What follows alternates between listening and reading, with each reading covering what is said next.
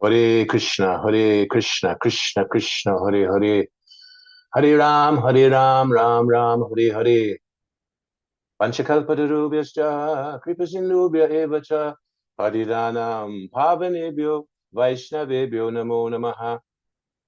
Hare Krishna, I'm Kurma, and this is part two of our two-part series in the narration of the history of the Melbourne Temple. In our first part, which you may have heard, I described the years before the Melbourne Temple was located, the early history of Melbourne Temple, and Prabhupada's negotiation plans to purchase this wonderful property. And now, part two of the story describes the opening of the temple on this auspicious day, May 1975. As I said last time, you can read all about it if you got this original copy of The Great Transcendental Adventure, or you might have seen, or you might have purchased this hefty volume, which is full of nectar, Prabhupada nectar, Australian Prabhupada nectar, which you should read, you must read if you want to absorb yourself in Prabhupada's mercy and recall the great sacrifices that the previous devotees here in Australia have performed. There they are behind me, the glorious devotees. As I said last time, I'm up there, and I can't point them all out to you at this stage, but you can find this picture on my Facebook page, and you will note the names also. Some of these devotees have passed on. Some of these devotees are still living, but they're all in their 70s. I'd like to just mention this Mataji here, Ragat Mika. That's her little daughter. That, just to give you an idea, that daughter is now a grandmother. Time and tide waits for no man. So this is excerpted, today's talk is excerpted from chapter 11 of my book, which is entitled Such a Nice Temple. That's Prabhupada's words. He described that the Melbourne Temple was such a nice place. And it certainly is. I cannot be there with you today, but I'm there in spirit. So I'll give you some history, for a start, of the Melbourne Temple itself, before it became the Melbourne Temple. I did this research for my book. And as you might have gathered, it's not a new building. It is an old building, and it is an historic building, especially we're talking about Prabhupada House. Prabhupada House, which the picture of which is behind me here. The land for this property was purchased from the Crown in 1875 by a British judge, Thomas Abercrombie Mowat. He had spared no expense, he had plenty of money, and he shipped in Italian artisans and plasterers from Italy, and he built this beautiful home. At this time, 1875, even though you may, even though, of course, it is fully developed at this stage, but at that time, it was just sand dunes, rolling sand dunes, all the way from St Kilda to Port Melbourne. And it resembled a miniature Sahara desert. It was actually a tourist spot at the time for people to visit. It was like a desert. The judge's mansion, this building behind me, was the only building for miles. And it was built on a military road, which was known as Emerald Hill Beach. The area was known as Emerald Hill Beach, and it commanded a beautiful view of the ocean. The local people called this building Mowat's Folly. They considered that since it was built on sand, it would sink into the sand after some time, which, of course, it didn't. The judge lived there. He had stables and all sorts of facilities there.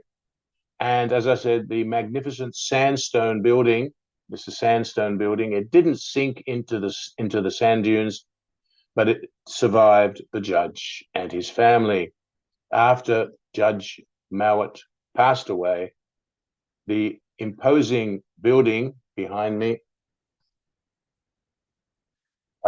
then became the property of a famous manufacturer of irrigational windmills named James Alston. And by the turn of the century, that is the turn of the 20th century, this newly constructed beach road was in place. This was called Beaconsfield Parade. And by then, Beaconsfield Parade was a viable access to the area. And by then, Danks Street also existed. After Mr. Alston passed away, his widow bequeathed both of these buildings, Prabhupada House and this temple building, bequeathed them to the Catholic Church, who then transformed buildings into Our Lady of Mount Carmel Boys' School. This was the boom of the Catholic Church, and they were constructing and developing many buildings at the time. The newly added brick buildings, that is the temple room building, became classrooms, and Monte Alto House, which was the original name for Prabhupada House, became the home of the priests, and it was their chapel. So Monte Alto House was an excellent example of residential Victorian Italianate architecture. This was an extravagant style which had grown in popularity at the time. It was a symbol of prosperity, and it had all the beautiful features, as you can see here, a little bit, of course, as you're fully aware of, these triple arches, pronounced bay facade, corniced eaves, gables, upper veranda, ornate balustrade, tall circular columns, Corinthian capitals, lofty ceilings, elaborate rosettes, deep handcrafted cornices. These beautiful features, of course, have been preserved.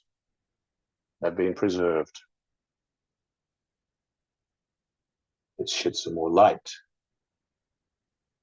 So one day, well, I'll get back to that. Let me continue. Prabhupada House had achieved historical prominence, and its imposing architectural features warranted the National Trust of Australia to grant it historical building status. And because of this historical building status, the property developers were unable to use this property, and it became Krishna's property. So by the time Srila Prabhupada was in Perth, as I mentioned in the last recording, Srila Prabhupada was staying for 10 days in Perth while the construction and development of the Melbourne Temple was reaching its climax. The devotees had fully restored the original architectural features within and without. And the National Trust were very appreciative that we had not desecrated any of the original features. The only things that we had done to change the original features was to put tilak on the face of the Renaissance style ladies' faces that you'll see on the front of the building. And we had placed a golden chakra on the roof, and we had changed the wording of the name of the building from Monte Alto House to Prabhupada House. But apart from that, the building now shone in its original brilliance. Some envious neighbors had some interactions with the devotees in the early days, but authorities in South Melbourne were very happy with what we had done. So for 6 months, the devotees were working very, very hard to bring this temple up to standard before Prabhupada's visit. There were male devotees living on site and laboring very, very hard to reach the deadline, which was, of course, Prabhupada's arrival. They only had 10 more days. So the larger of the two buildings, which was Prabhupada's quarters, was set aside, as I said, for Prabhupada's rooms, offices, and a kitchen. And this building needed particular care. So the devotees spent many months perched on ladders and scaffolds. They practically lived on ladders and scaffolds. They sandblasted the entire building, relocated external plumbing fixtures, replaced old mortar, rotten wood, and repaired all the ropes and weights in every counterweighted sash window. You may have seen, if you had the original volume of my book, what the building looked like when it was purchased. It was certainly not as beautiful as it is today. By the time the Catholic Church had endured many decades of the traversing of young boys in the boys' school, it was certainly pretty much trashed. So 25 rooms in both buildings needed major work. Almost every inch of wall space was filled, sanded, repainted. New panes of glass were fitted.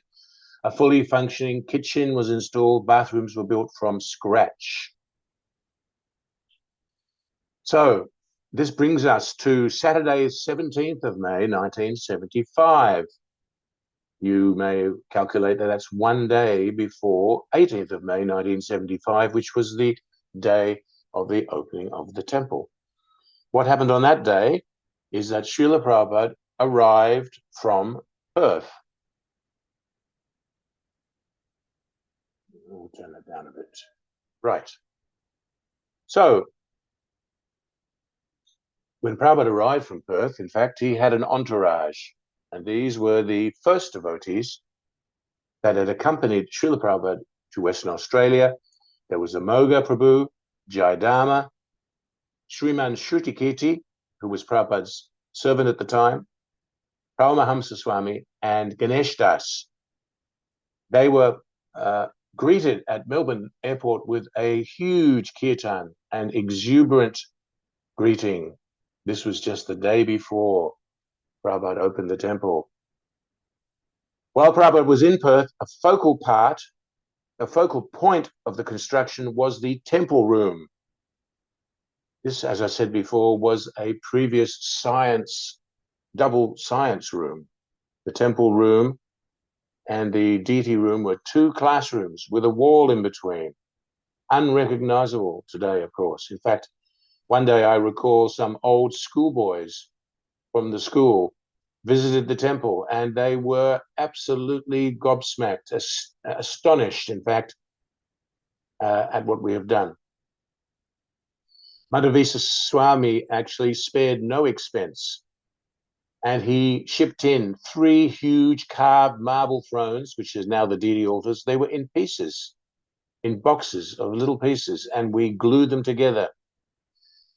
They originally had come from Jaipur, and the temple room itself was just a wooden floor. The wooden floor was removed. No, in fact, the wooden floor was not removed, but holes were cut in the wooden floor. Brick piers were built and concrete was poured into the holes. That's the now temple room. We, devotees, had built everything ourselves except the marble floors. We had Italian workers come in to place beautiful, gorgeous marble on the floor, white and pink marble from Greece and Italy. You'll notice the beautiful lotus-shaped inlay in the middle of the temple room. That's green Pakistani onyx. And these beautiful Rajasthani columns were constructed by Vaibhavi Devi Dasi and Bhaskara Prabhu. And these are the archways in the temple and between the temple and the deity room by Bhavi Devidasi, empowered by Lord Sri Krishna. These carved lotuses tipped with pink adorned the bases, and each of these was topped with a roaring lion's head relief. All this was there when Prabhupada arrived. The floor was not polished when Prabhupada arrived. There was no time. But after a short time, the marble was polished and it became ecstatically, transcendently effulgent. So Bhaskara Prabhu and his team, the brother of Ram Prasad, who's I think in this picture, but I can't find him at this point. He built beautiful, he arranged for the building and constructed parts of the gates himself. They were cast and established as the formal boundary between the kirtan hall and the temple room. Cast iron doors were built to complete the demarcation. Sparkling chandeliers were hung from the ceiling. These are not the original chandeliers that you see today. There was another set of chandeliers from India. So as the week of Prabhupada's arrival drew near, van loads of devotees arrived from Sydney and Adelaide. The last few days and nights were intense. Devotees recall that they didn't sleep the last few nights, and they hung heavy purple curtains, paintings in the temple room. They wired the chandeliers. They cleaned and prepared Prabhupada's quarters. They tended to hundreds and hundreds of other small tasks in those final hours before Prabhupada's arrival.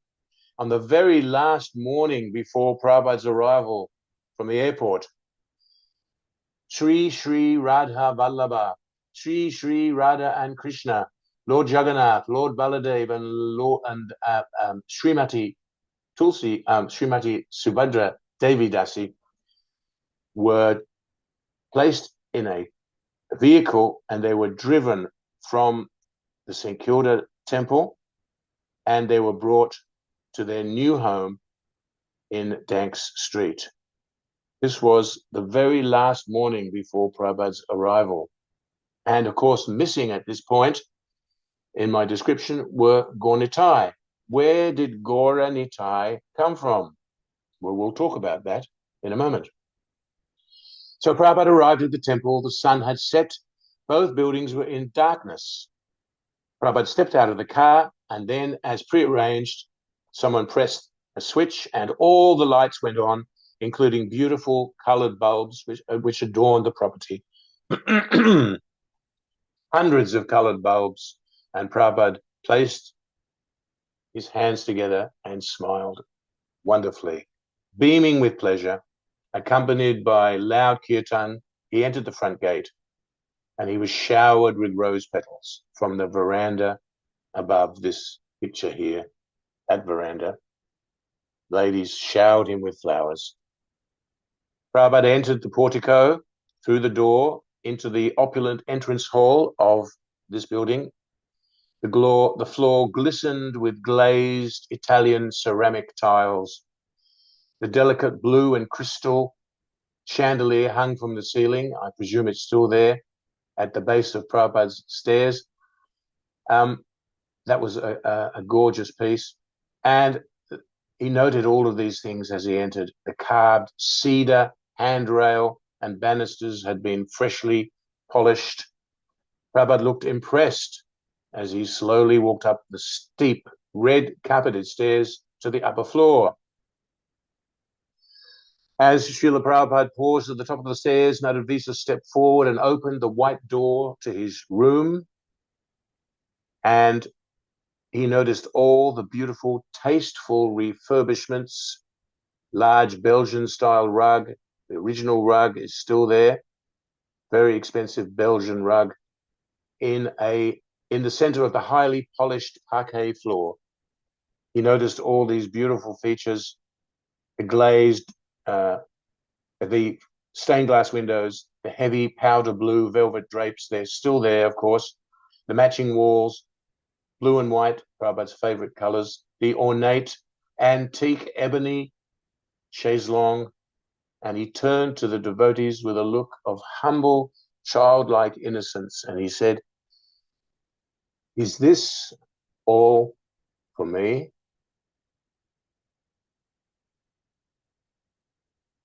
Prabhupada later spoke with Madhavisa. He said, "This is a very nice house. What is the cost?" And Madhavisa replied, $185,000. Srila Prabhupada, $185,000 would not buy you very much today. So, Sunday, 18th of May, 1975, Inauguration Day. This was the formal inauguration of the new temple and the installation of Gornitai. As I said, Gornitai had not been seen by the devotees. They were on the altar, but they were wrapped in cloth, and no one had seen them. This was by February 1975, Prabhupada had already installed Gornitai deities in 3 other major temples around the world, Caracas, Miami, and Atlanta. And today, they would be installed here in Melbourne. These deities were unique.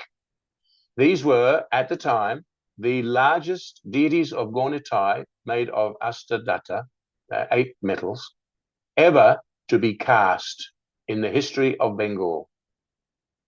Ever. Each deity weighs 270 kilos. It takes 6 men to lift each deity with difficulty. So, after the casting of these deities in Calcutta, they had been buried in sand for many weeks to cool them down, and then they were floated by barge down the Ganges. They were transported to Calcutta, and they were shipped to Melbourne. There were fears that the deities would not arrive in time, but I remember one day a flatbed truck drove in the backyard equipped with a crane and deposited 2 huge wooden crates in the backyard. This was Gornitai, and they arrived in time. With much effort, we moved the deities, removed them from their crates, and carried them across the courtyard to the deity room, where they were placed and wrapped. They were placed still wrapped, and they were placed still wrapped on the altar until Prabhupada's arrival. So, on the morning of the 18th of May, Prabhupada was ready to come down to the temple. There were some delays. Eventually, by this stage, 4 hours late, there were hundreds and hundreds of guests who had been invited. Excuse me. And all the devotees practically in Australia had come to Melbourne at that time. All the devotees that existed in ISKCON Australia had come to Melbourne. We had also invited neighbours, workmen who had helped with the construction, local dignitaries, the mayor, friends, relatives of the devotees. They all had squeezed in the temple room. Prabhupada was going to personally install the deities. He entered the deity room at this stage. He came down the stairs wearing shiny saffron silk. You may have seen these videos of Prabhupada at the installation day. Hopefully, they have been shown or will be shown at the festival. They were taken by William Kerr, who was the celebrated photographer who had photographed many hours of Melbourne footage.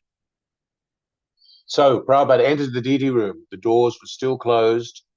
The ecstatic kirtan resounded in the temple room. The deities would be bathed, but of course they wouldn't be lifted into bathing tanks because they weighed 270 kilos each.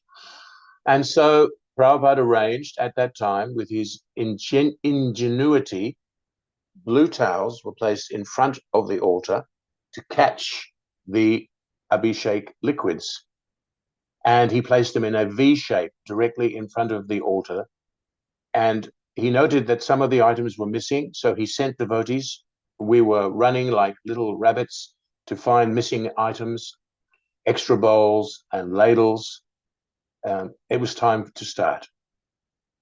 So then, while the doors were still closed, I was fortunate enough to be in the deity room at this time, along with the other pujaris, and Srila Prabhupada and Madhurvisa Swami.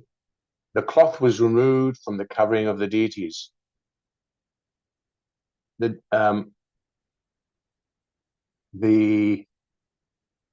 deities were astonishingly beautiful. Prabhupada stood palms together, gazing reverentially at the golden bodies of Lord Chaitanya and Lord Nityananda, who were very strongly built with powerful arms, stalwart chests, huge hips, large, broad, and very thin waists, the classic symbol of beauty in the Vedic paradigm. They had huge, large lotus petal eyes, bordered by strikingly dark eyebrows. Their arms were raised, encouraging everyone to chant Hare Krishna, and they smiled beneficently. So the conches blew, the doors opened, the devotees saw the deities for the first time. They gasped in ecstasy. They struck with wonder. They offered their obeisances and danced like mad fellows in the temple room. Devotees were chanting Purusha Shukta, and the proceedings began. As you note in the video, Prabhupada poured ladlefuls of bathing liquid over the head of Lord Nityananda, and a few moments he indicated for Madhurvisa to assist by bathing Lord Chaitanya. The kirtan grew in intensity. Liquids glided down the beautiful forms and touched their lotus feet. Then Prabhupada and Madhurvisa poured warm water for rinsing the deities, and all the while the Abhishek of Gaunitai was recorded for posterity. Then Prabhupada indicated for Madhurvisa to mop up. He stood with a slightly tilted movement of his head that the doors should be closed so the deities could be dressed. As I said, I was very fortunate to be there. Prabhupada asked for kopins. Where is the underwear for the deities? We didn't have any. Someone tore up a piece of satin curtain. That was actually Paramahamsa Swami, which was almost impossible to tear, but we managed it. And we placed some underwear on the bodies of the deity. And then the beautiful clothes that had been purchased in India were offered to Gaunitai. Two pujaris were there, Dwaipayana and myself, Kurmadas. And we dressed the deities in beautiful, bright-colored dhotis covered with gota and silk and all sorts of jewelry. And then we placed golden ornaments on the Lord's chest, and we placed crowns on their head. Dwaipayana reached to offer tulsi leaves. Meanwhile, Srila Prabhupada was sitting in the corner next to Lord Nityananda on his chadar, and he was right next to us, watching everything we did. While Dwaipayana reached to offer tulsi leaves and flowers on the huge, beautiful lotus feet of Lord Nityananda, I dressed Lord Chaitanya. Prabhupada leaned over and he said, pointing, place them between the feet. So the tulsi leaves should be placed between the feet of Gaunitai. The cooks had spent many days preparing the feast. The feast was brought in. Prabhupada personally bowed down, and the other pujaris also bowed and rang bells. Then after the offering, the kirtan, the arati took place. Prabhupada stood and he personally offered the arati ceremony to Gaunitai, and two other pujaris, I can't remember who they were, not myself, performed arati for Radha Vallabha and Jagannath, Baladev and Subhadra. They were watching Srila Prabhupada out of the corner of their eyes. This was the first time that a three-man arati took place, and they noted Prabhupada's beautiful, graceful, fluid movements, and ecstatically the temple erupted in beautiful kirtan, as I said. Then Prabhupada stepped out of the deity room and he chanted the auspicious Mangala Charana prayers. When he stepped out of the deity room, he went to the back of the temple where there was a fire sacrifice already set up, and he intoned the Mangala Charana, glorifying the previous spiritual masters, the Supreme Lord and his associates. Grains were distributed he chanted Svaha with every successive oblation of ghee. Guests and devotees threw their grains into the fire, and he reached into the microphone and chanted the auspicious concluding invocations. Melbourne Radha Krishna Mandir Ki Jai. Sri Chaitanya Mahaprabhu Avirbhava Titi Ki Jai. All glories to the assembled devotees. All glories to the assembled devotees. Thank you very much. And then Prabhupada rose and left for his quarters. The fire sacrifice was going to be concluded by other devotees, and he was going to offer the beads at another day for the initiations. Prabhupada was very pleased with the day. Madhavisa recalls in his memoirs, it was a glorious day. It was the culmination of everyone's hard labor and of everything that had ever gone on in the Australian Yatra since those early days. This was a record in the history of Australian ISKCON. It was the first temple that we actually owned and not rented. Almost every devotee from the entire zone was there.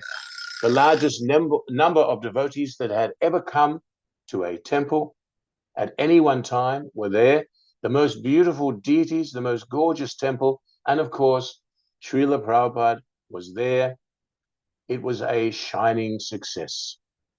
Prabhupada was very happy with the sincere work, and he later sent a letter saying, from the photo, it appears, because we sent him a photo after the marble had been polished, everything appears very nice, he said. I'm very glad. In Melbourne, Australia, who dreamt that there would be such a nice temple, Radha Krishna, and that local men would be worshipping? And still, anyone who is sincerely serving, he will get inspiration how to do it very nicely. Krishna is there in his heart.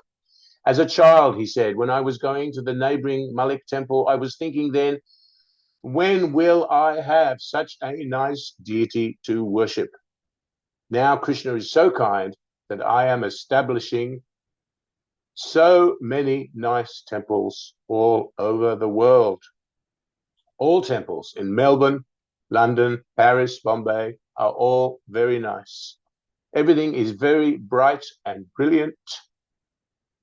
The deity is proof. Excuse me. The deity is proof of the sincere service. So, excuse me. So I thank you for listening. Prabhupada wanted to see that these temples be maintained very nicely. And of course, they are, including the beautiful Melbourne Temple. Thank you very much. All glories to Srila Prabhupada.